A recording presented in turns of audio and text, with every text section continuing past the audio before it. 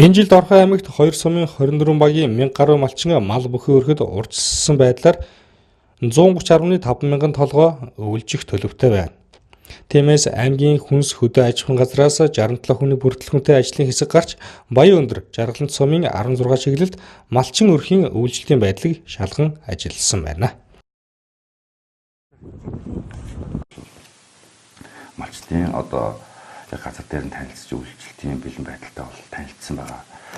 За ингээд бидний үзэхэд бол нийт малчд маань бол үйлчлэлийн бэлэн байдлыг бол 92.9% аймгийн хэмжээнд хөдөө аж ахуйн үйлчлэлийн бэлтгэлийг хангасан байна гэсэн дүгнэлт гарсан байна.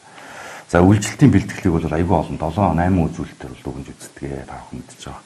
За нэгдүгээрт нь бол бид нар мэдээж хэрэг өвс тэжээл бэлтгэл дээр шалгаж үздэг. Засгийн газрын тогтоолын дагуу бол бид нар энэ жил малчдын төвшөнд 8000 тонн хадлан бэлтгэх ёстой. За ингээд хоёр сумын малчд маань бол энэ жил зуншлах харьцангуй гайгүй байсантай холбоотойгоор 8000 тонн хадлан бэлдсэн байна. Өөрөөр хэлэх юм бол өвс тэжээлийг 100% бэлдэж авсан байна гэсэн. За хоёрдугаарт нь бид аймгийн аюулгүй нөөцийн өвс тэжээлийг бэлдэх юм үүрэгтэй. За ингээд засгийн газрын тогтоолын дагуу бол хоёр сум нэг сум 100 тонн өвс, за 30 тонн тэжээл, за нийтдээ сумын төвшөнд бол 200 тонн өвс, 60 тонн тэжээл. За аймгийн аюулгүй нөөцөнд болохоор 20 тонн өвс, 10 тонн тэжээл бэлдэх үүрэгтэй.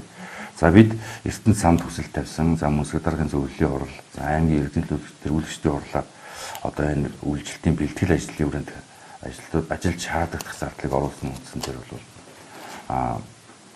эрдэнэ сангаас бол зээлээр эрхэм төлөлт нөхцөлтөөр бол 126 сая төгрөг шийдвэрлэж авсан байгаа.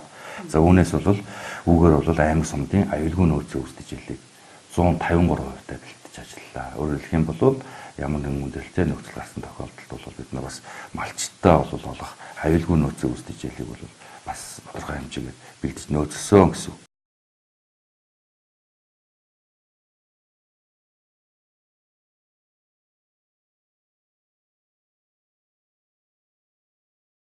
За одоо бид нарын хийх ёстой зүйл маань юу вэ гэхээр бид нар сар болгон улирал болгон бол малчтай ирэх ажлыг бол зохион байгуулж ажилладаг. За энэ ажил дээр бол эрүүл мэндийн газар, за нийгмийн даатгалын газар, онцгой байдлын газар, сумдын засаг даргын таамаг газар, за хувийн хвшлийн мал эмнэлгүүд, за ингээ хөдөө аж ахуйн газар бол бүрэн бүрэлдэхүүнээр оролцдог байгаа.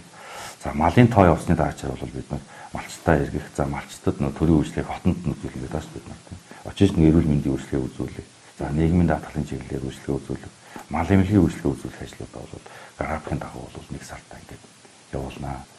За урьдчилсан прогноз юмнуудыг бол бид нар байнга авч бол малчтад утсаар хүргэх ажлыг бол орчны цагуур шинжилгээний газар, онцгой байдлын газар, Баян өндөр сум, Жаргалант сумтайгаа хамтран гүйцэтгэж байна.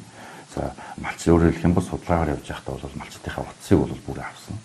За ингээд урьдчилсан прогноз, за байгалийн зүйл гарсан тохиолдолд бол тогтмол малчдаа бол хүрэх ажлыг зохион байгуулж ажиллаж байна. Манай аймагт тулгамддаг асуудлуудын нэг бол бэлчээрийн дац хэтэрсэн байдал. Тиймээс аймгийн зүгээс зэрэгэлдэх аймаг сумдын удирдлагуудтай уулзаж зарим малчтай хөрс сум руу отроор өвлжүүлэх бэлтгэл хангасан байна. Мөн үйлчлэлийн бэлтгэл ажлын хүрээнд малыг эрүүлжүүлэх ажлыг хийж 8 төрлийн вакциныг нийт 98% хийжээ. Тиймээс энэ 7 хоногт тус байгууллага нь мал тооллогын ажилд багаараа оролцохоор бэлтгэлээ хангаж байгаажээ. Мал тооллогын ажлыг инхүү хийж байгаа учраас ажлын хэсэг бод малыг биечлэн тоолох тул малчин мал бүхий иргэд аж ахуйн нэгжүүд бод малаа бэлчээргүй хашаандаа байлгаж байхыг хүнс хөдөө аж ахуйн газраас анхаарууллаа.